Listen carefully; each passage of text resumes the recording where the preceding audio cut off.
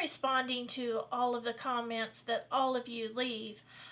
When I come across a neat tip that I haven't heard before or that I haven't shared before, I jot that down.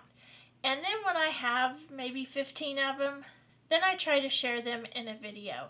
Not everybody reads the comments, and some of you out there leave fantastic tips, and I do enjoy the comments. That's one of the funnest parts of doing this whole YouTube thing, but I really do like those, so please keep the comments coming. Please keep sharing your tips. We all can learn from each other. The first tip is to use your sticky roller to clean up when you open these jelly rolls. Now, when you open these jelly rolls, they have a tendency to leave lots of little bits of fabric everywhere. So just use your sticky roller to clean up after you there. Now, some people run their sticky rollers over the jelly roll, but I find that that kind of pulls some loose threads. But it does work. It does, you can see, it does pull a bunch of those pieces off there, but this is an older jelly roll, and maybe that's why it's pulling those threads. But you can definitely clean up after you've opened one. The second tip I thought was a neat one is to use your souvenir magnets. I think we all have these. Wes and I collect these when we travel. I definitely have a lot of them in the camper, and this is where I thought I would use them. You can use them as pen and needle minders. You can just set them there on the table. You could also use them to hold the little parts of your sewing machine. You know, the little nuts and bolts sometimes that you have loose. That's just a great use of those little magnets. So if you don't have a needle minder, check out your refrigerator. You might just have one you can use.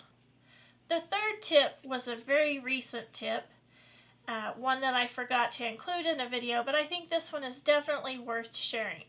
When you take your quilt to the long arm quilter and it's directional, so say it has a top and a bottom, be sure you take a little sticky note and a little pen and mark the top. That way, if your quilting is directional, you'll be sure to have it going the correct direction. Now this was a neat little tip right here. I have lots of these little wooden spools, and I asked people what they did with it. One viewer said that she used them to hold her scissors, and that's kind of a cute idea. Now they don't hold the large ones, but they sure will hold those small ones. It's a great little tip for decorating as well as for function. Tip number 5 comes from Karen. She's used the self-threading sewing machine needles. Now, I have seen those. I've never used one, but Karen says that they work great. She has a visual impairment, and she said they are a game changer for her. So if you're really having difficulty threading that sewing machine needle, you might give those a try. Tip number 6 comes from Carrie. Carrie suggested to use those lights that come around your neck. They're in a U shape to help you while you're sewing. And I think those would be great, especially if you're doing handwork. Now, I think I'm going to order some of those for going on quilt retreats because the hotel rooms sometimes are kind of dark. I recently did a video on assistive technology products that you can use when you have decreased hand function. And several of the quilters commented that they had purchased the AccuQuilt cutting system. And I think that is a great tip. They did comment that it is expensive, but it allowed them to keep quilting. So to them it was worth it. I think that's an important thing to consider because cutting can be an issue for some as we get older. So thank you to all the quilters who left that tip in the comments. Now this is a tip that I really like, but you can use your Hemostat clamps to change your machine needle.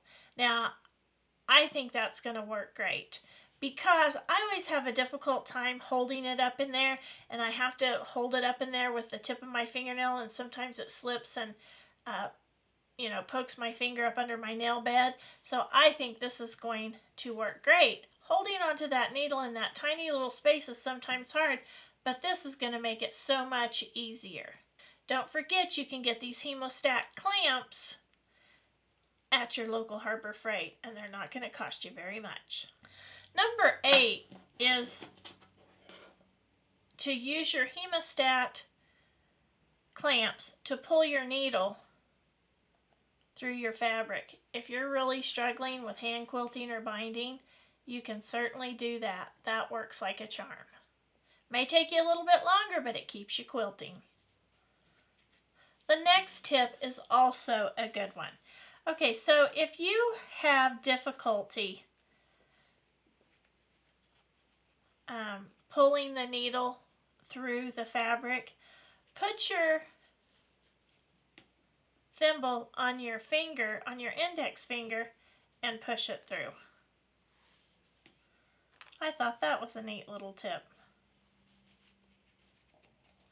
You can also leave it on your index finger if you'd like and push it through.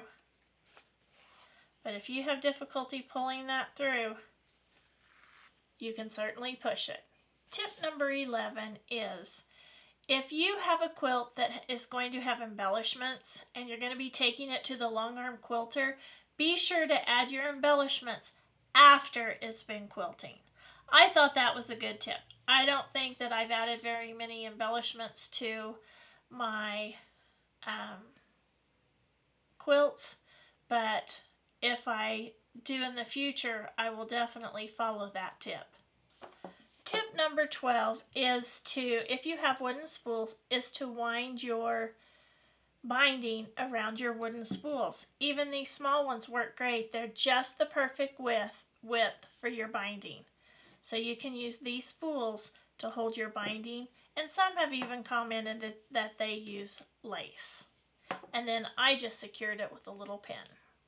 Tip 13 is, if you are sewing in a small space, you can use a pegboard room divider to help organize and store your quilt accessories.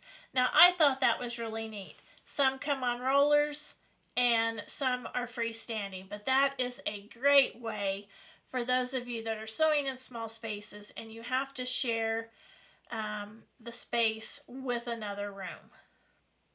The next tip also involves organization, and that is to use clamp-on bins and drawers. And I had to look this one up because I really wasn't for sure what they meant. So I looked it up on Amazon, and there are all kinds of storage bins and drawers that you can clamp onto your sewing table, and it will be right under your table if you need it. So that's a great way to add drawers to your sewing space to help organize your quilting accessories. Now, the next tip is one of my most favorite. Sometimes when I'm cutting fabric, like say this kind of reddish mauve colored fabric, I have a red cutting mat, and sometimes it's hard for me to see a red fabric on my red cutting mat. So one of my viewers said, just turn it over. And look at that. How easy would that be? If this side blends into your cutting mat, simply turn it over. I want to thank all of those of you out there who left those tips. If you have a tip to share, please be sure to share that in the comments below. Be sure to like, subscribe, and share. And until next time, have fun quilting.